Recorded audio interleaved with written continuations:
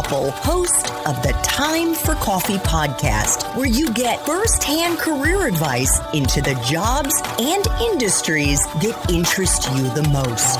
And before we start today's show, I have a quick favor to ask you. If you haven't already, I'd be incredibly grateful if you give us a rating and a review on iTunes. And if you're like me, you need to do it now because you'll forget later and because it's the best way to help others who may be in search of career advice to find this free resource. So press pause if you haven't done it and do it right now.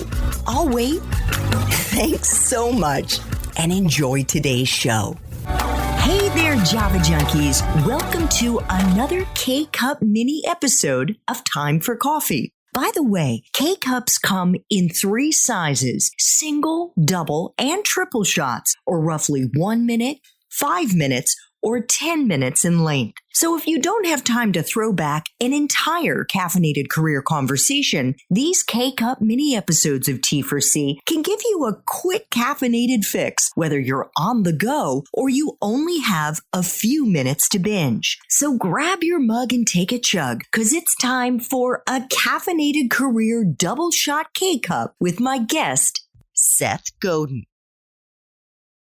One of the things that I have seen, Seth, among the many college students I've coached is that they get very fixated on a title and on a company and believe that that is the only path for them to break into an industry that interests them. What's your opinion about that? Okay, so if you go to Target or Walmart, you will see near the cash register a machine that looks like an ATM. And that machine is actually how you apply for a job there. You never speak to a human. You type in your social security number, answer 3 questions, and they hire you. If that's the kind of job you're going for, you're going to be treated like a cog in the system. And if you really care about an industry, the chances in 2022 that you will incrementally work your way up to the point where you have an interesting job are close to 0. Because they have this huge, huge funnel, right? Where 1,000 people start, and then it's 100, and then it's by the time you get to 10, which is 1 out of 100 people, now you have an interesting job. That's no way to spend your life. The way to skip those steps is to matter before they hire you.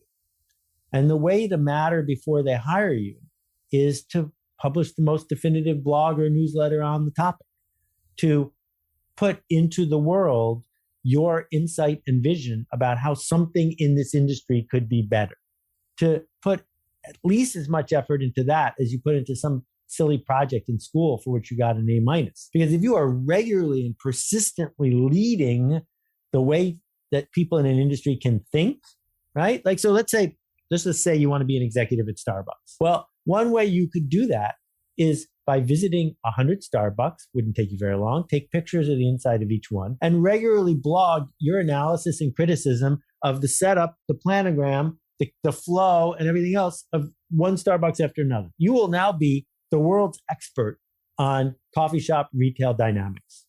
Do you think that will make it easier for you to get a job at Pete's? Of course it will.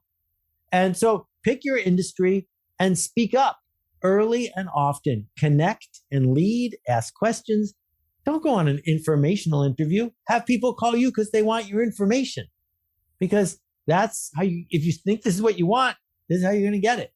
I think that's amazing advice for someone who's a little farther along in their journey. You shake your head. But I think that for a 21-year-old and a 22-year-old who has been, and you're the guy who's written about this, brainwashed into being a cog in a wheel, to suddenly get them to shift their mindset like that is really hard and maybe overly ambitious.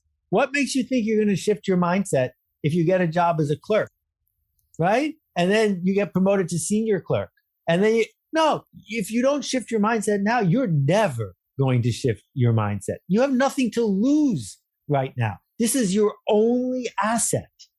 Everyone else is ahead of you.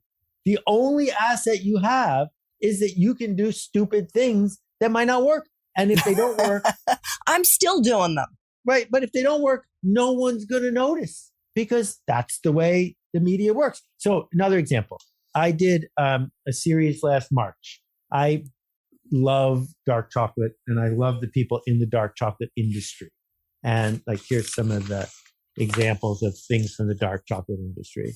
Ooh. And the thing is, dark chocolate is produced, grown by some of the poorest farmers in the world, but then craftspeople working with the farmers who are paying them significantly more than Hershey or Nestle work with them to produce this luxury good that only costs $8.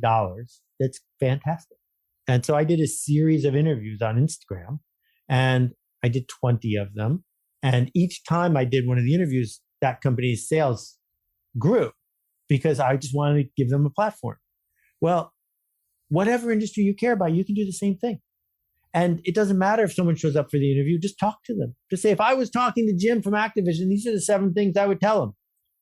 Here's a memo I just wrote to Bob Iger, retired CEO of Disney. Put the memo online, see what someone says. Maybe it'll spread. And even if none of it works, you're going to learn more doing that than you ever learned in college, and it's free. Thanks for tuning in to this K-Cup mini episode of Time for Coffee. If you want to listen to our entire caffeinated career conversation, please check out the show notes for this episode. Thanks so much for listening to this latest episode of T4C. And if you're interested in learning more about my coaching services for confused college students and recent grads, feel free to check out the Time for Coffee website under the coaching tab at time4coffee.org or text me at 202-236-5712. That's 202-236-5712.